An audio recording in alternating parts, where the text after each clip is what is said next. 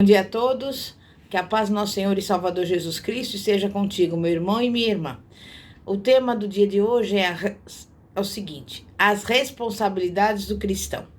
E nós vamos ver essa ministração a partir da palavra contida em 1 Pedro, capítulo 2, do versículo 11 ao 25, que diz assim: Amados, exorto-vos como a peregrinos e forasteiros, que vos abstenhais das concupiscências da carne, as quais combatem contra a alma, tendo o vosso procedimento correto entre os gentios, para que naquilo em que falam mal de vós, como de malfeitores, observando as vossas boas obras, glorifiquem a Deus no dia da visitação.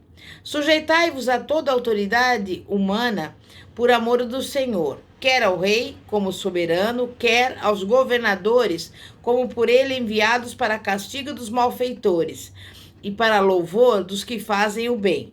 Porque assim é a vontade de Deus, que fazendo bem, façais emudecer a ignorância dos homens insensatos, como livres e não tendo a liberdade como capa da malícia, mas como servos de Deus.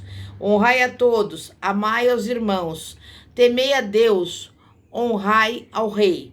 Vós, servos, sujeitai-vos com todo o temor aos vossos senhores, não somente aos bons e moderados, mas também aos maus, porque isso é agradável que alguém, por causa da consciência para com Deus, suporte tristezas, padecendo injustamente.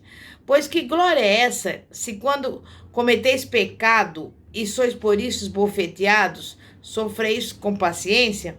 Mas se quando fazeis o bem e sois afligidos, o sofreis com paciência, isso é agradável a Deus. Porque para isso fostes chamados, porquanto também Cristo padeceu por vós, deixando-vos exemplo para que sigais as suas pisadas. Ele não cometeu pecado, nem na sua boca se achou engano. Sendo injuriado, não injuriava, e quando padecia, não ameaçava, mas entregava-se àquele que julga justamente, levando ele mesmo os nossos pecados em seu corpo, sobre o madeiro, para que, mortos para os pecados, pudéssemos viver para a justiça, e pelas suas feridas fostes sarados. Porque éreis desgarrados como ovelhas, mas agora tendes voltado ao pastor e bispo das vossas almas. Amém? Meus irmãos e minhas irmãs, neste trecho da palavra de Deus, Pedro está se esforçando para mostrar aos seus amados leitores e também a nós tudo que nos pertence em Cristo. No entanto, como nós podemos observar, ele volta a lembrar aos santos sofredores as responsabilidades que advêm desses privilégios. As palavras de Pedro falam diretamente ao nosso coração em relação a 3 tópicos. O mundo. Pedro nos adverte enfaticamente, como cristãos, a nos lembrarmos da nossa situação no mundo, como peregrinos, forasteiros, estrangeiros, e assim não podemos esquecer que vivemos num lugar que não é o nosso lar. O segundo ponto é o caminhar. Não obstante, enquanto estamos morando nesta terra estrangeira, existem coisas que precisamos fazer e podemos fazer para mantermos-nos distantes do pecado. Pedro implora que nos abstenhamos das paixões carnais. É assim que devemos viver aqui. Você e eu devemos nos abster, isto é, pôr de lado os nossos desejos pecaminosos, controlando-os desde o início. Essa palavra nos conclama a caminhar vigilantes e cheios de autocontrole. Terceiro lugar é a motivação. Pedro oferece 2 motivos pelos quais você e eu devemos abandonar toda a indulgência em relação aos nossos desejos carnais. O primeiro, para que a nossa conduta como cristãos e cristãs honre a Cristo. Quando a nossa vida interior está sob controle, o nosso comportamento exterior honrará ao Senhor. O segundo, para que aqueles que falam contra nós fiquem desacreditados. Em resumo, os cristãos da época de Pedro eram falsamente acusados de toda sorte de males inimagináveis: rebelião, terrorismo, canibalismo, imoralidade, etc. E por causa desses equívocos, eles eram maltratados. A vontade de Pedro era que eles tivessem uma vida sem mácula, para que os seus acusadores se convertessem e, enfim, viessem também a glorificar a Deus e a crer nele. Portanto, você e eu devemos nos certificar de que o nosso procedimento não dá margem para que se levantem boatos contra nós.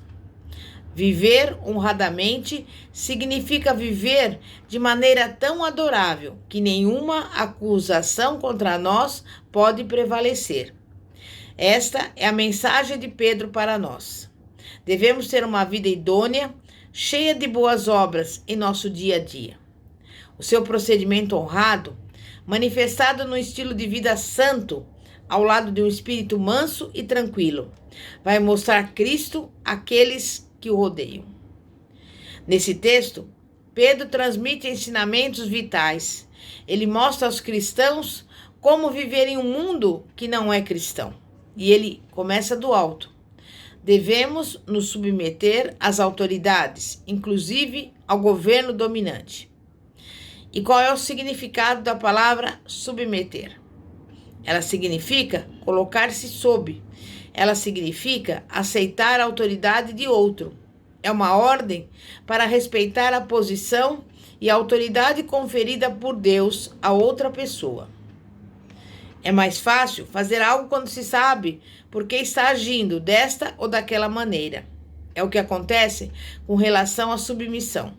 Nesse texto, Deus está dizendo com clareza que você e eu devemos nos submeter às autoridades e apresenta os seguintes motivos: por amor ao Senhor, porque assim é a vontade de Deus, como servos de Deus.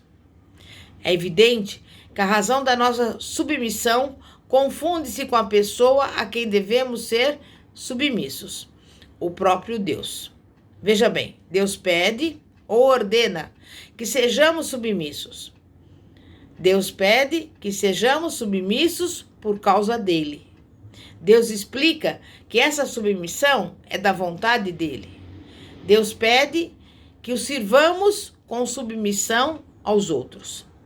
A submissão à autoridade não é apenas em consideração a Deus, a autoridade mais importante para os homens, mas também as autoridades menores, os governantes. Deus é soberano, e isso significa que ele sabe tudo a respeito do governo existente e de suas autoridades, as quais ele mesmo instituiu e revestiu de poder. Mas Deus também sabe o que pretende realizar em seu grande plano por meio desses governantes. Como o Salmo 75, versículo 7 recorda: Deus a um abate e a outro exalta. Portanto, vamos simplesmente confiar em Deus e ser submissos às autoridades. Não devemos transigir jamais quando a lei de Deus estiver explicitamente declarada nas Escrituras Sagradas. Talvez você já tenha provado da taça da crueldade ou tenha recebido um tratamento ríspido dos seus empregadores. A nossa tendência natural é querer revidar quando somos tratados com injustiça ou de forma irracional. Pedro, porém, nos mostra o melhor caminho, o caminho de Deus, para suportar tratamentos abusivos. Na época de Pedro, a escravidão era um costume, e muitos cristãos trabalhavam para os pagãos, como escravos ou servos. Muitos membros da igreja primitiva que ouviram a leitura da carta de Pedro eram escravos, alguns de senhores bondosos e atenciosos, outros de senhores ríspidos e cruéis.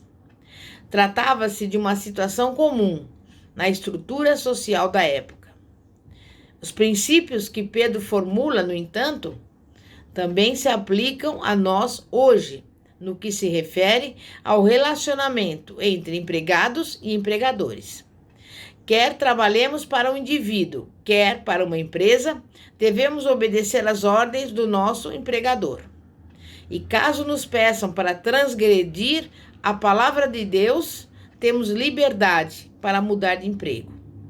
Assim, fica evidente na Epístola de Pedro que há uma maneira certa de reagir aos nossos senhores, sendo submissos, e um motivo certo para a submissão: receber o louvor de Deus. Uma atitude certa em relação aos nossos senhores, com respeito. Um motivo certo para o sofrimento: praticar o bem, e uma maneira certa para enfrentar o sofrimento, com paciência. Sabemos que Deus está no controle de todas as coisas e por isso somos capazes de enfrentar o dia a dia no seu poder e amor. E se hoje você receber duros golpes, entregue-os a Deus. Se os funcionários não cumprirem as suas responsabilidades, admita a sua perda e confie plenamente em Deus. Os cristãos não devem buscar vingança, quaisquer que forem as circunstâncias. O impulso de vingança acomete pessoas que pensam que governos, chefes ou indivíduos poderosos controlam tudo. Os cristãos acreditam que Deus é o poder supremo. Também nessa epístola de Pedro, neste capítulo 2, Pedro ensina duas coisas já na parte final.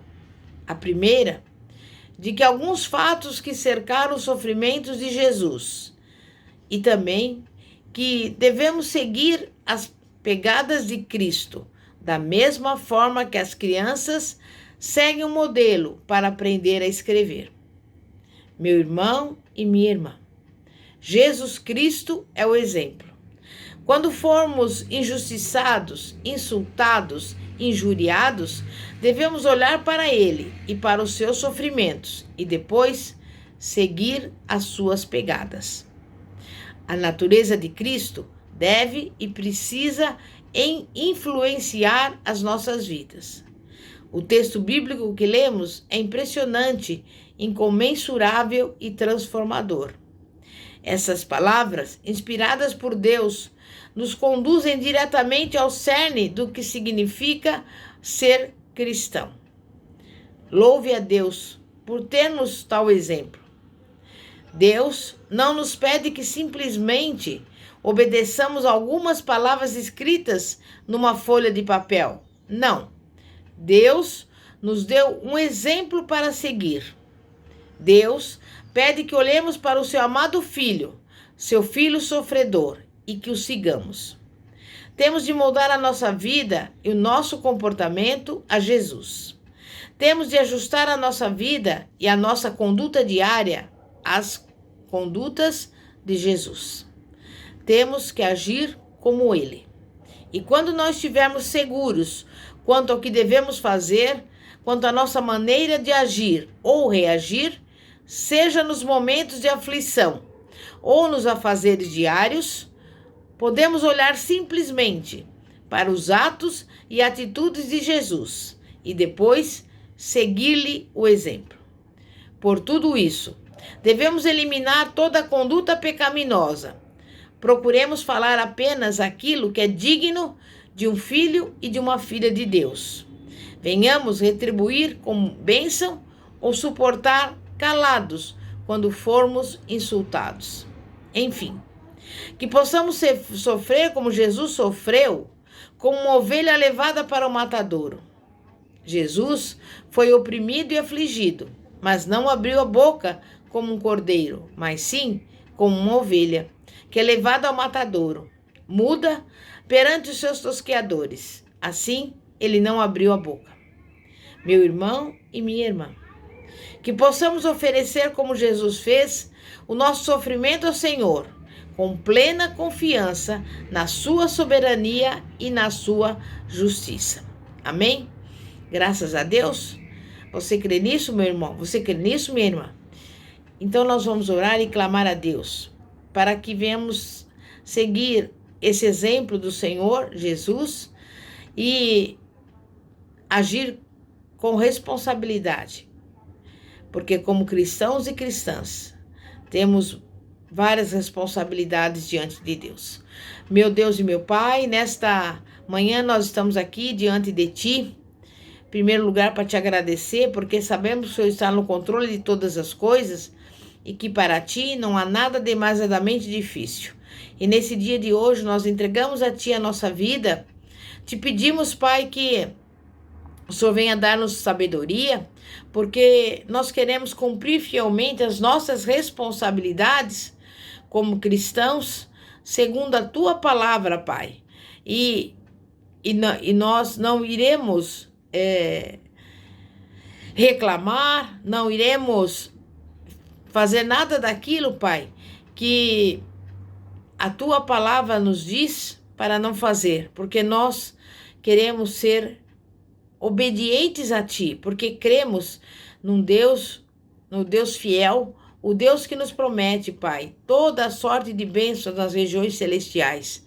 E hoje, Pai, nós Te louvamos, nós Te agradecemos, nós glorificamos o Teu santo nome, porque ainda que sejamos injustiçados, ainda que sejamos desprezados, rejeitados, nós temos um Deus que olha por nós, um Deus que não se esquece de cada um dos seus filhos e das suas filhas. Por isso, neste momento, nós Te damos graças e agradecemos por tudo, em nome de Jesus. Amém? E graças a Deus. Eu convido você, meu irmão e minha irmã, a continuar nos acompanhando através do canal do YouTube e da página do Facebook, Igreja Poder de Cristo. Que a paz de nosso Senhor e Salvador, Jesus Cristo, esteja com cada um dos irmãos e irmãs. Amém e graças a Deus. Glória a Deus.